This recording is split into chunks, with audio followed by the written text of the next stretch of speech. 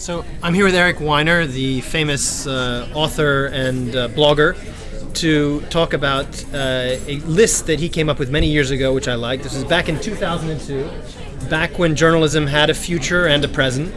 And we were wondering Eric was wondering, what do foreign correspondents do once they get tired of being foreign correspondents?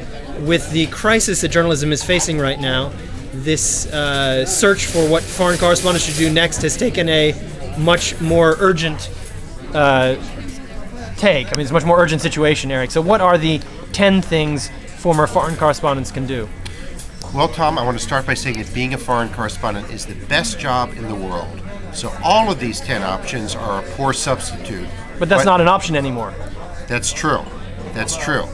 You need not a golden parachute, but sort of a bronze parachute to help you float to the ground. Here are the options. Option number 1 is the Journeyman option, also known as just keep going. You just keep staying in the field, and you keep humping, and you keep filing stories. The upside is you still have a job, if you're lucky. The downside is you get all these sneers about, hey, Gramps, and of course, your bones start to ache, and you're tired, and it's a little sad to see like a 65-year-old man dodging bullets in Gaza. Okay, option 1, the Journeyman. The Journeyman. Number 2. Option 2, management, aka my office is bigger than yours. This is the most popular option, Tom. This is you go back to Toronto or New York or London, wherever your home country is, you become foreign editor or whatever the management job is, and you decorate your office with Persian carpets and other exotic bric-a-brac. Maybe a map that shows everywhere you visited as a foreign correspondent. With little pins in the map, perhaps, little pins to show where you've been. Exactly. And no longer are you being bossed around by an unreasonable, ogreish foreign editor. You are now that unreasonable, ogreish foreign editor, making those phone calls and saying, get your ass over to the West Bank now, or things like that, and offering little suggestions saying, if you're ever at Sammy's bar in Ramallah, make sure you get the Mai Tai ordered just this way.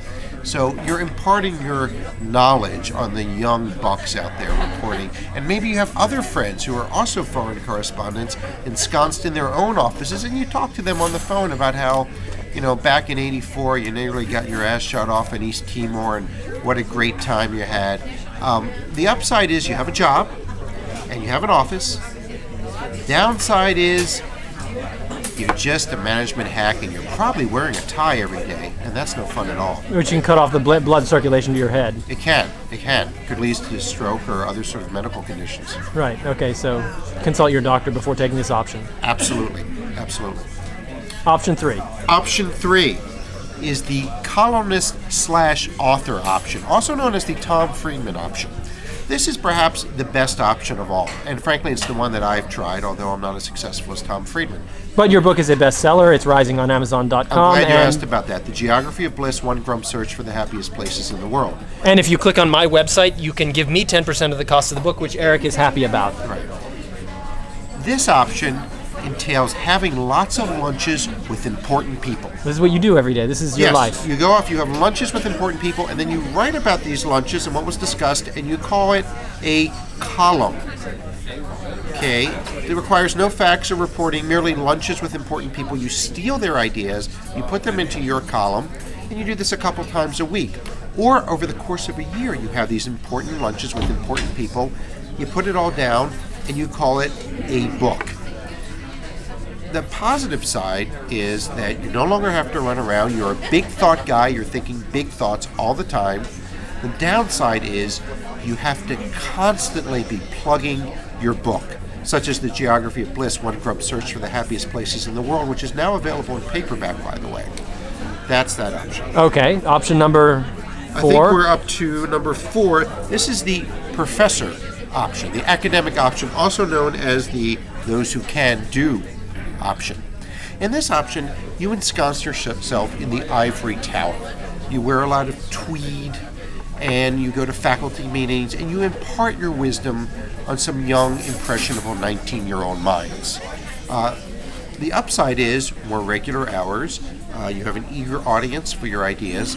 The downside is Well, you know the expression, those who can do, those who can't teach. So you have that weighing over you. And there's always the danger that you may have an inappropriate relationship with one of those young, impressionable 19-year-old minds, which could lead to negative career consequences. Which brings us to Option number 5. option number 5. This is the PR, public relations option, also known as the sellout option. Now, in this option, The dark side. the dark side, this is the most treacherous option of all because it's very tempting.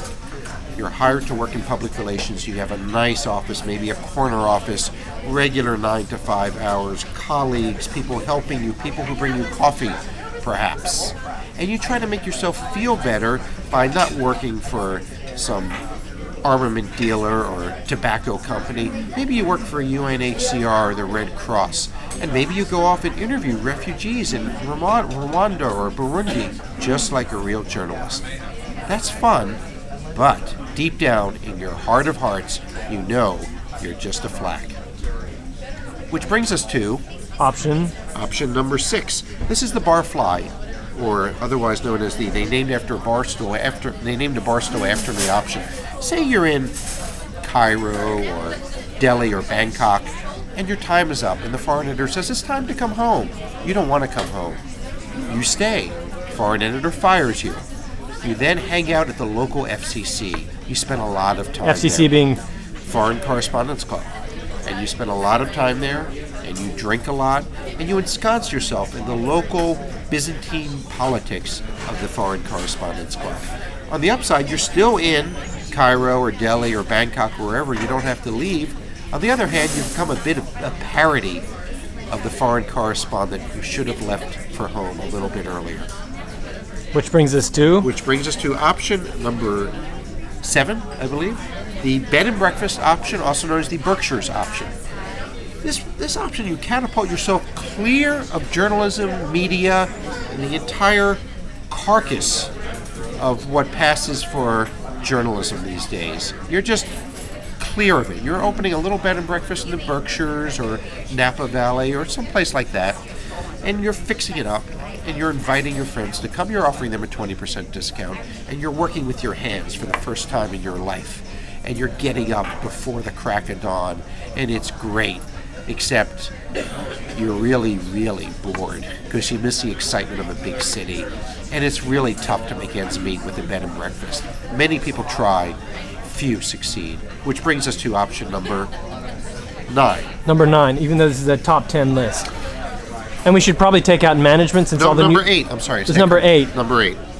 And this option is a very serious option. This is death. Death. Now, death is not an option you choose so much as it chooses you. It is not the preferred option, but it does have certain advantages. If you were to die, especially if, God forbid, you were to die in the line of duty, people will remember you very fondly. They will remember you for being the kind of person that, in reality, you never were. A kind, generous person who was all about telling the story and not about ego. The downside of the death option is that, well, you're dead. Okay, and we can, speaking of options, limiting options, we can actually get rid of one of those options since going back to newspaper management is not really an option these days given the layoffs. Right, nor is the Journeyman, I think, a particularly good option anymore. Just staying in the field is tough. It's tough to avoid the layoffs and the drawbacks. What about the Steve Rattner option? Can we add that one in there? In order to be added as an option, Tom, we need a trend of 2. One does not make for a trend. Explain what Steve Rattner. Steve Rattner is a former New York Times reporter who went on to become a very, very successful and wealthy investment banker. And he's held up as the example that you can leave journalism and make a lot of money. Until I find another Steve Rattner, I'm afraid that is not an option. However, emerging on the horizon, I do see potentially a new option, the digital option. You leave journalism and you do something digital. Now, this is something funky. It's a startup website. Maybe you become director of digital strategy at a large multinational firm, for instance. It's been known to happen. And you are then seen, you've gone from dinosaur to whatever the opposite of a dinosaur is. You are ahead of the time because you're digital and you're ahead of the curve. Okay, those are our 10 options. Those are 9, but this being journalism, we like lists of 10. It's nice and neat. Okay. Thank you. You're welcome.